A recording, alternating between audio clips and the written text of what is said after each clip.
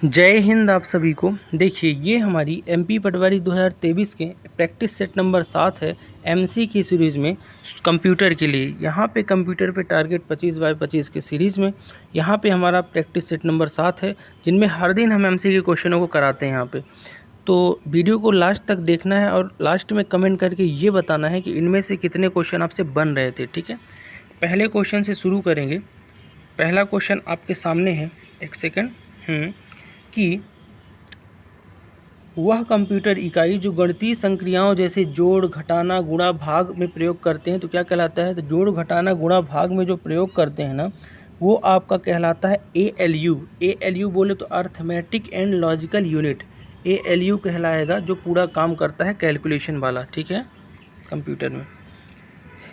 अगला है कि MS एक्सेल में एक डॉट डॉट की पहचान ऊपरी बाएं कोने में सेल द्वारा की जाती है और निचले दाएं कोने में सेल के कॉलम द्वारा की जाती है। कहने का मतलब ये कि जब आप एक्सेल खोलते हो तो एक्सेल में ऊपरी कोने से लेके यानी शुरू से लेके एक से लेके अंत तक आपकी जो पहचान की जाएगी वो किसके द्वारा की जाएगी, तो उसको बोलते हैं रेंज। क्या बोलते हैं? रेंज। यानी शुरुआत से लेके अंतिम तक के बीच की जो होती है वो होती है रेंज एक्सेल की सीट में। अगला है, निम्नलिखित में से कौन सी शॉर्टकट की एक नया दस्तावेज खोलती है। यानी न्यू डॉक्यूमेंट खोलने के लिए आप क्या करोगे, आप न्यू डॉक्यूमेंट खोलने के लिए Ctrl+N दबाओगे। क्या दबाओगे? Ctrl+N, N फॉर न्यू, तो नया डॉक्यूमेंट कहीं भी खुलेगा।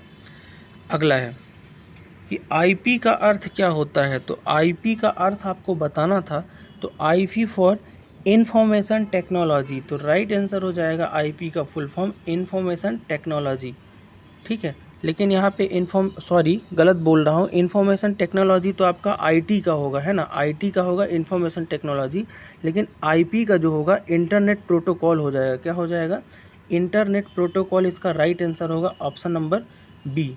ठीक है, चलो अगला है कि निम्न स्तर की लैंग्वेज डॉट डॉट के रूप में भी जाना जाता है। तो निम्न स्तर नहीं, लो लेवल की जो लैंग्वेज है उसको क्या बोलते हैं ये बताना था।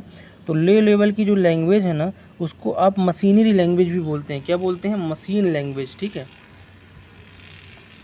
अगला है कि निम्नलिखित में से कौन सा टाइटल केस का एक उदाहरण है। यानी टाइटल केस में, यानी जो लिखा हुआ है टाइटल केस में लिखा है, तो आपको बताना है बड़े अक्षरों में। तो टाइटल केस में होता क्या है पहले ये जान लो। जैसे आप नाम लिखते हो अपने तो टाइटल केस में ही लिखते हो।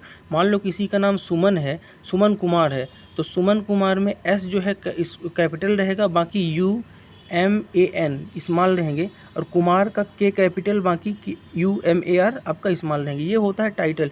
यानी कि आपके नाम का पहला अक्षर कैपिटल हो और आपके सरनेम का भी पहला अक्षर कैपिटल हो और मिडिल नेम का भी पहला अक्षर कैपिटल।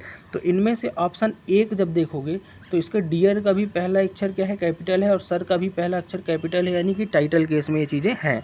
ठीक है, अगला है कि एक्सेल में D2 जैसे अल्फ़ा न्यूमेरिक संयोजन का अर्थ क्या है। तो MS एक्सेल की वर्कशीट में जहाँ D2 लिखा रहता है इसका मतलब क्या है। तो D2 ये दर्शाता है कि आपके सेल की एड्रेस क्या है। तो सेल एड्रेस होता है आपका अल्फ़ा न्यूमेरिक D1 D2 ये सब चीज़ें। अब सेल क्या होती है वो भी जान लो। सेल जो है रो और कॉलम जहाँ पे मिलते हैं और एक डिब्बा बनाते हैं उसी को वर्कशीट यानी एक्सेल में सेल बोलते हैं। अगला है कि एक डॉट डॉट डिवाइस का उपयोग कई नोड्स को नेटवर्क से जोड़ने के लिए किया जाता है।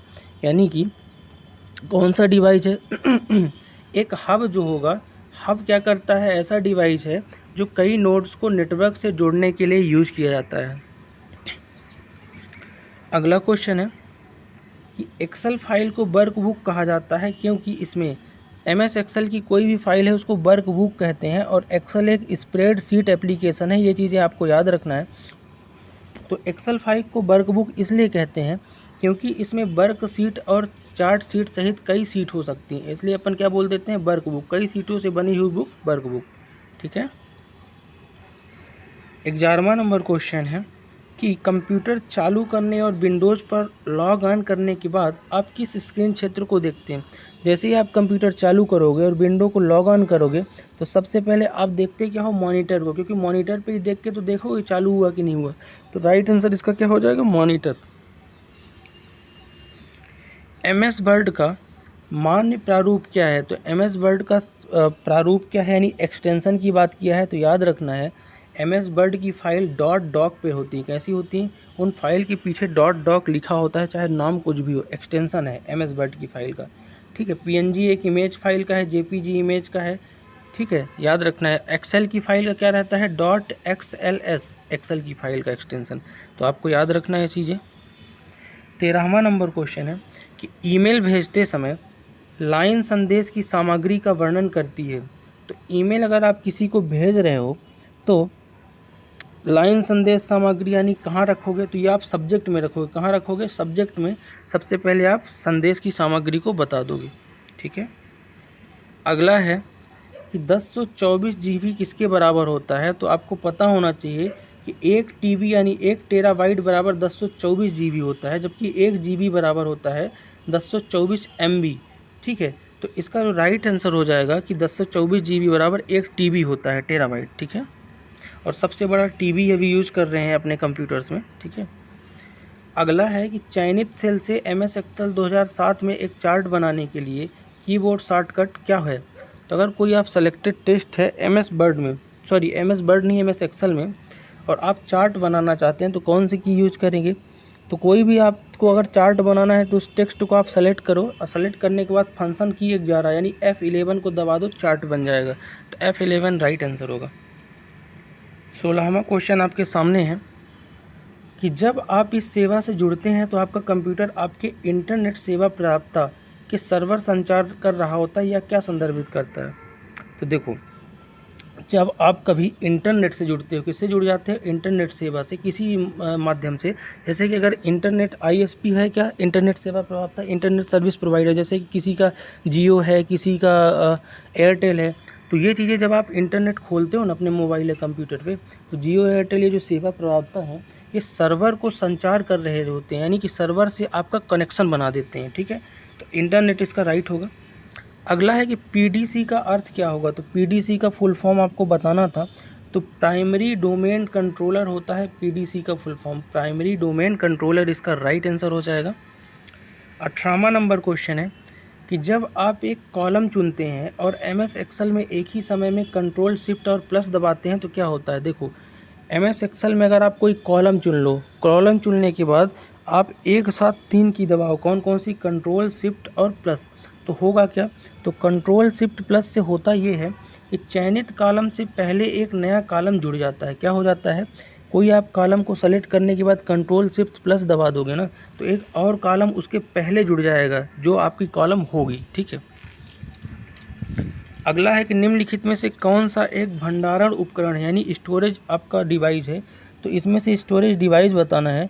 तो ऊपर के सभी जो है ना, CD में भी स्टोरेज डिवाइस है, हार्ड डिस्क और पेन ड्राइव सब में भी कुछ ना कुछ मेमोरी होती है, यानी स्टोरेज डिवाइस है। तो इसका राइट आंसर हो जाएगा ऑप्शन 4 सभी। आज का लास्ट क्वेश्चन है कि निम्नलिखित में से कौन सा शब्द इंटरनेट या ईमेल से संबंधित है? तो इंटरनेट या ईमेल से इनमें से शब्द कौन सा संबंधित है? तो बुकमार्क जो होता है ना, इंटरनेट का एक शब्द है। किसका शब्द है? इंटरनेट का। तो राइट आंसर बुकमार्क होगा, ठीक है।